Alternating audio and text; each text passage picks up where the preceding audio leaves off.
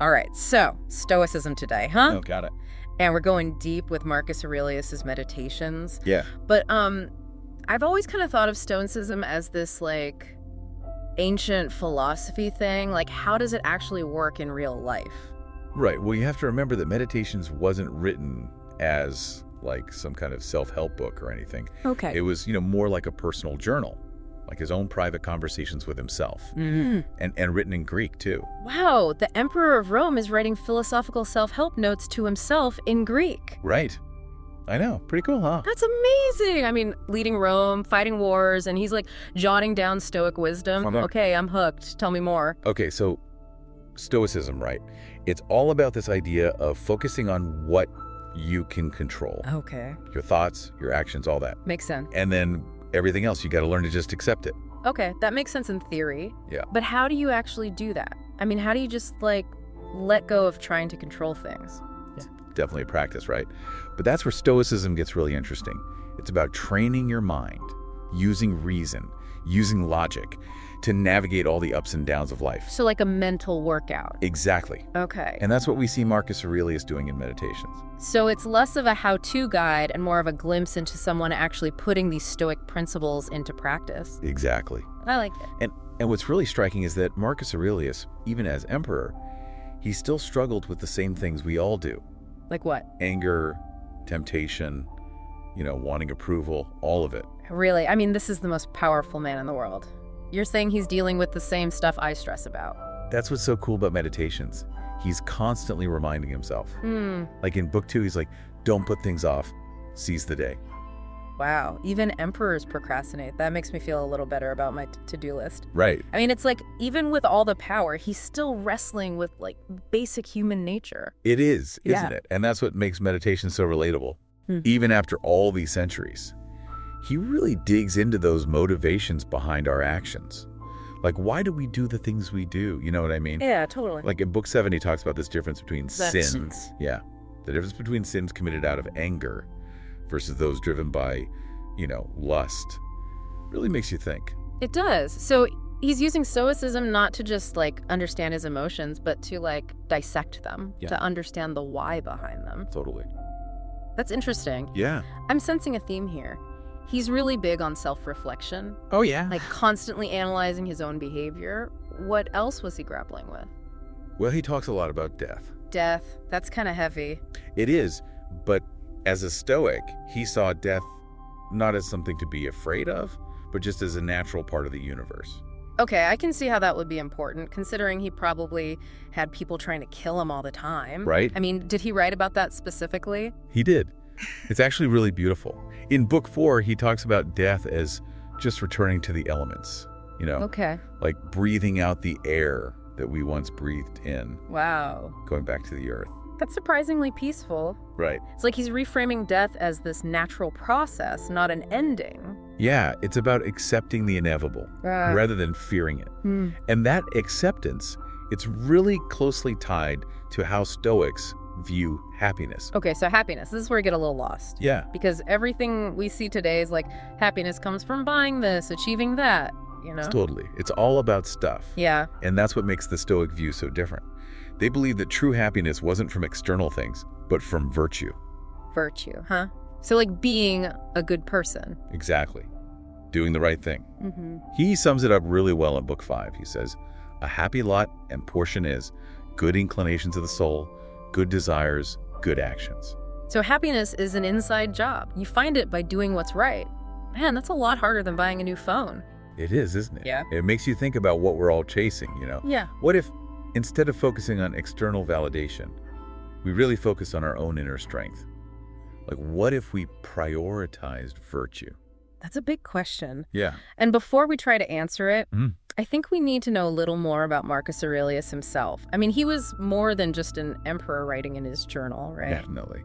He had a whole life, a family, And the introduction to Meditations talks a bit about that. It mentions how his upbringing really shaped him. I'm curious to know more about that. Okay, let's hear it. So, Marcus Aurelius wasn't born an emperor. He was from a noble family. Oh, okay. But both his parents died when he was pretty young. Oh, wow. Yeah, it was tough. He was adopted by his grandfather and then by the emperor Antoninus Pius. He didn't have any sons of his own. So he was adopted by the emperor. What a twist. Talk about a change in fortune. Right. I mean, imagine losing your parents and then suddenly you're in line for the throne. That must have been a wild ride. It was... Okay, but was he always interested in this Stoic philosophy stuff? Well, the introduction mentions that his training in Stoicism started when he was young. He just had this, natural inclination towards learning, and he was known for living simply. Simply. Like not a lavish emperor lifestyle. It sounds that way. They say he had really strong morals. Mm-hmm. That's interesting. Yeah, especially when you think about how extravagant Roman society was back then. Right. It's like he was actively choosing a different path. It seems that way, like he was rejecting all the superficiality and the excess that was all around him. He wanted something more, something deeper. That's pretty impressive for, a young guy in that position. Yeah, definitely. It makes you wonder how that prepared him for all the challenges of actually being emperor. But before we get into that, I've got one more question about his younger years. The intro mentions something about these factions in the Roman circus. What was all that about? Yes, factions. Okay, so picture this. Yeah. Chariot racing, right? Hugely popular in ancient Rome. Yeah. Like massive crowds. Gotcha. And these factions were like groups of fans who were crazy about their teams. Super intense, almost like gangs. Whoa. They were identified by colors. Red, blue, white, and green. Like sports teams today. Yeah, but even bigger, more intense, way more. So, imagine modern sports rivalries. Right. But, magnified by 10. Okay, but what does this have to do with Marcus Aurelius? Well, it seems like he wasn't into it at all. Not even a little bit. Really? He thought the whole thing was a distraction from what truly mattered, which was living a virtuous life. Interesting. Yeah, and in Book 1 of Meditations, he actually thanks his tutor for steering him away from those pursuits. Wow, so even as a young man, he was prioritizing his inner world over, external spectacle. It seems that way, yeah. That takes a lot of self-awareness, especially for someone so young. Definitely. It makes you wonder how this early commitment to Stoicism prepared him for the crazy challenges he faced as emperor. Oh, that's a great place to pick up next time. Perfect. I'm ready to see how this emperor-philosopher puts Stoicism to the test in the real world. It's amazing how Marcus Aurelius could write such insightful things. Yeah, especially considering the time period he was living in. Right. Talk about a tough job. Well, yeah. He was emperor during some pretty chaotic times. Oh, absolutely. Yeah. I mean, imagine wars breaking out on multiple fronts. Literally. Yeah. He became emperor, and almost immediately he had to deal with this Parthian revolt in the east. Wow. And then, at the same time, this huge barbarian coalition was attacking the northern frontier. So he's fighting on two fronts. At least. Oh, man. And that wasn't all. No. Rome itself was struggling with famine and disease. It was non-stop crisis mode. Yikes. Talk about a trial by fire. So external threats, internal struggles. Yeah. I'm starting to see why he needed Stoicism. Right. Did things ever let up for him? Did he ever get a break? Not really. I mean, those wars with the barbarians went on for years. And then, even after some victories, he had to deal with a rebellion in the east. Wait, a rebellion? Yeah. You mean from his own people? One of his generals, Oh, no. Avidius Cassius, declared himself emperor. What? It was crazy. A rumor had spread that Marcus Aurelius was dead. Oh, so he saw his chance. Exactly. That's bold. Did Marcus Aurelius have to fight him? A full-blown war with his own general? He had to switch gears, yeah. Yeah. Secured some peace agreements in the north so he could head back to Rome Okay. and deal with this new threat. This is giving me serious Game of Thrones vibes. Right. But wait, you said Cassius thought Marcus Aurelius was dead? Yeah. But he wasn't actually dead. The rumor was false. Oh, wow. And once Cassius realized that Marcus Aurelius was very much alive, his support kind of dwindled. Yeah, makes sense. And he ended up being killed by his own people. So no epic showdown, but still. It was a huge mess. Yeah. With all this drama going on, how did he even have time to think, let alone write in his journal? That's what's so cool about Meditations. Right. We really see him using those Stoic principles. Yeah. Like a coping mechanism, a way to keep his sanity, in all that turmoil. In Book 1, he even talks about how to keep your inner peace during war. Seriously? Yeah. It's incredible. Okay, I'm starting to get it. Stoicism isn't just some theoretical philosophy. It's a practical tool Exactly. for dealing with real life craziness. Yeah. Okay, but how can we apply this to our lives? I mean, most of us aren't exactly facing barbarian invasions. Yeah. Or, palace coups. We all have our own battles, right? Yeah, I guess so. Work stress, relationships, all the uncertainty. Yeah, good point. I mean, Marcus Aurelius, he shows us that even when it feels like everything's out of control, we can still choose how we respond. It's about that inner strength. Yes. That resilience. Exactly. Okay, what else can we learn from him? Well, he was really big on this idea of virtue being its own reward. Hmm. Like he wasn't seeking fame. Or validation. He was Yeah. focused on living a life of integrity. That's pretty powerful, especially today when everything is about success and, getting ahead. But here's this guy, he's got ultimate power, but he's saying happiness is something you find within. That's it. It's like, what are our own definitions of success? What if, instead of chasing those external things, the fleeting stuff, Yeah. we really focused on building up that inner strength, on living a life that's true to our values? Okay, I'm with you. But before we get too deep in the philosophical weeds, Yeah. I'm curious to learn more about the man behind the emperor philosopher. Oh, wait. Like, the introduction mentions his family, Yeah. his wife, Faustina. Right. What were they like? Well, it seems like he was a dedicated family man. Okay. Like, he really loved his children. But sadly, many of them died young. Oh, no, that's awful. It was. Only one son, Commodus, survived him. Wow. Wars, rebellions, and then losing his children on top of it all. Yeah. It's hard to imagine. It really puts things in perspective, right? I mean, he had all this power and status, but he was still human. Yeah. Still dealing with those really deep personal losses. Definitely. Now, the introduction also mentions some controversy surrounding his wife, Faustina. Yes, Faustina. Well, there were rumors, Like what? Infidelity. Some even whispered that she was involved with the rebellion. No way. But it's hard to know what's true and what's just gossip, especially from that long ago. I guess so. It's like trying to figure out what's real in the tabloids today. Exactly. But what is clear is that Marcus Aurelius really loved her. And he never publicly doubted her loyalty. Wow. Well, whatever the truth is, it definitely humanizes him. I mean, even emperors had relationship drama. Right. Some things never change, no matter who you are. Now, while we're talking relationships, the intro mentions someone named Fronto. Who was he? Oh, Fronto. He was a famous orator and rhetorician. Okay. But more importantly, he was Marcus Aurelius's tutor Ah, I see. and a close friend. So it was more than just a student-teacher thing. Definitely. They had this long, really heartfelt correspondence. Interesting. And their letters, they're full of this mutual respect and affection. And they often discuss, literature, philosophy, the challenges of public life, all sorts of things. That's amazing. Imagine having the emperor as your pen pal. Right. I mean, it really shows Marcus Aurelius's humility. It does, doesn't it? He was always open to learning and seeking guidance. Even from someone he theoretically outranked. Exactly. It shows that even when you're at the top, there's always more to learn. So we've talked about his personal life, his philosophical leanings, the crazy historical backdrop of his reign. But let's get back to Meditations. Were there any specific passages that stood out to you? Oh, man. Choosing a favorite quote from Meditations is like picking a favorite star in the sky. Yeah, I bet. But one that I always come back to is from Book 4. The universe is change. Our life is what our thoughts make it. Ooh, that's good. Right. It's so simple, but so profound. It's like he's saying that even though we can't control what happens to us, we can control how we think about it. Exactly. It's all about our mindset, our perspective. Powerful stuff. Any others come to mind? Another one I love is from Book 7. It says, waste no more time arguing about what a good man should be. Be one. Wow. Straight to the point. Right. Like, stop talking and start doing it. Call to action. It's like he's saying, don't just talk the talk, walk the walk. Exactly. Philosophy isn't just about ideas. Yeah. It's about living those ideas. That's a good one. Any more you want to share? Yeah, one more that I think is really relevant for us today. It's from Book 8. It says, everything we hear is an opinion, not a fact. Everything we see is a perspective, not the truth.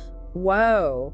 It's like he knew about the internet, right? It's true. With all the information overload, the social media, it's hard to know what to believe. It really is. And Marcus Aurelius is reminding us to be critical thinkers, to question everything. To not just accept things at face value. Yeah.